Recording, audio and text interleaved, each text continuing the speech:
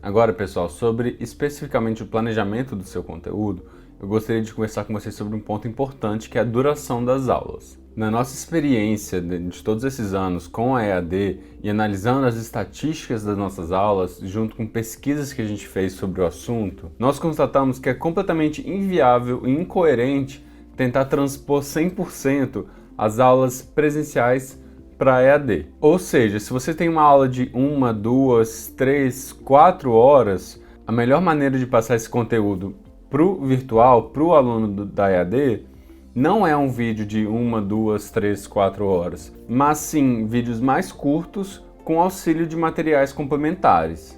De acordo com Almeida e Carvalho, e eu vou ler essa citação exatamente para vocês, mesmo diante dos resultados aferidos em que os discentes defendem um tempo médio de 30 minutos para as videoaulas, acredita-se que o tempo máximo para cada material audiovisual se limite a 15 minutos, podendo ainda ser desmembrado em 2 ou 3 partes. A referência desse artigo também vai estar na descrição junto com os outros links úteis que eu vou deixar para vocês. Nós do laboratório concordamos completamente com o resultado dessas pesquisas, porque eles também confirmam tudo que a gente já vinha percebendo nas nossas próprias estatísticas das nossas aulas, de que os materiais devem ter no máximo 15 minutos. É o que a gente já tenta passar para os professores da SEAD como sendo um padrão. E isso não quer dizer que a sua aula de 3 horas deve ser compilada em 15 minutos de vídeo só. Não, porque realmente é complicado você passar um assunto que às vezes seria passado em 3 horas, 4 horas, num vídeo único de 15 minutos. Mas isso quer dizer que você pode diluir o seu conteúdo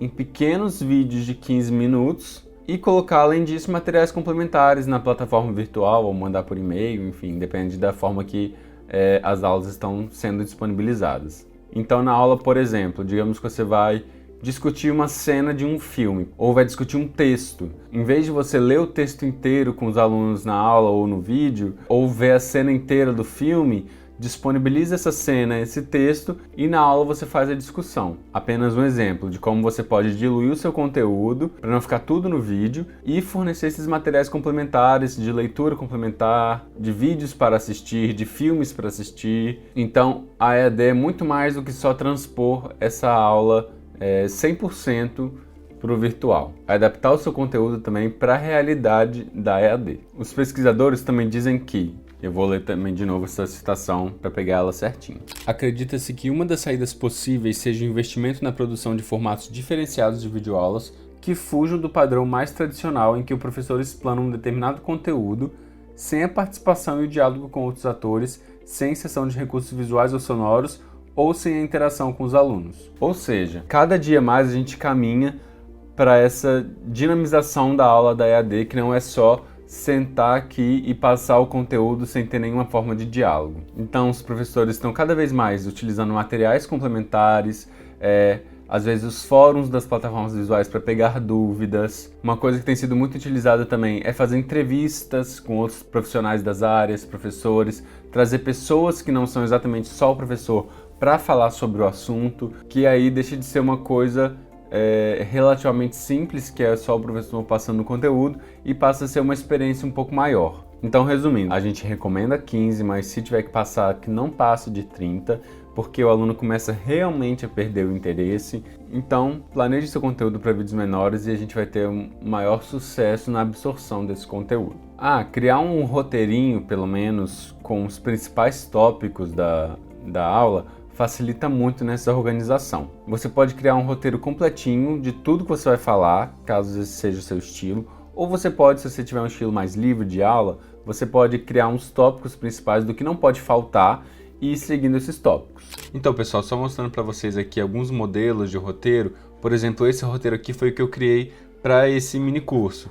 Então, primeiro eu escrevi tudo o que eu queria falar, desde aqui até o final. Em alguns lugares eu coloquei, por exemplo, quando eu vou mexer com a gravação de tela, eu coloquei, agora vai passar a demonstração de tela, que o roteiro será mais flexível, e coloquei os pontos que eu vou querer abordar com vocês. Só que além de escrever aqui tudo em forma textual, assim, seguida, eu também dividi aqui depois um roteiro técnico, onde eu coloco aqui o texto, dividido por tópico, né, tópico, texto, e as imagens que eu vou inserir nesse momento.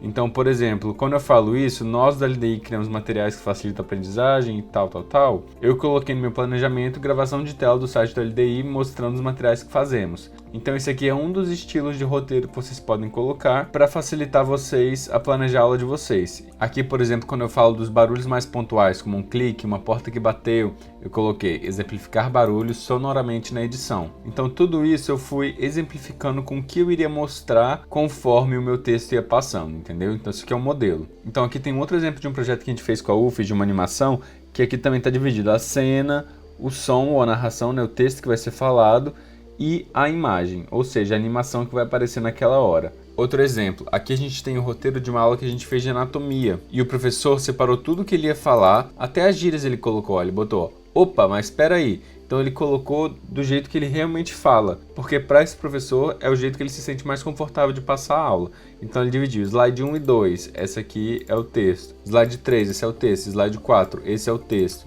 Então essa foi a organização desse professor que funciona para ele.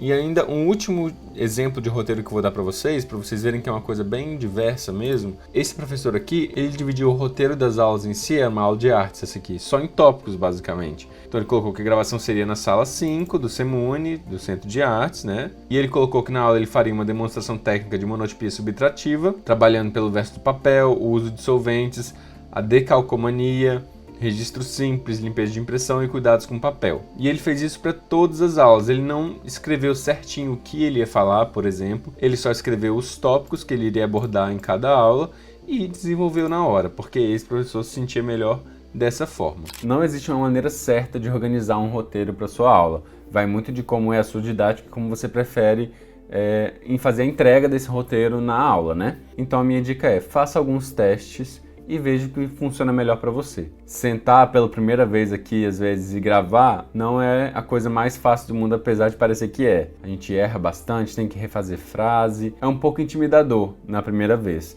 Então faça alguns testes, vê o que você se sente mais confortável, se é lendo e depois lê um pouquinho, vê o que você vai falar e tenta falar exatamente isso, ou você só vê o tópico e falar livremente para a câmera, vê o que você prefere e faz o que você achar melhor para a didática da sua aula. Bom, é isso, parabéns!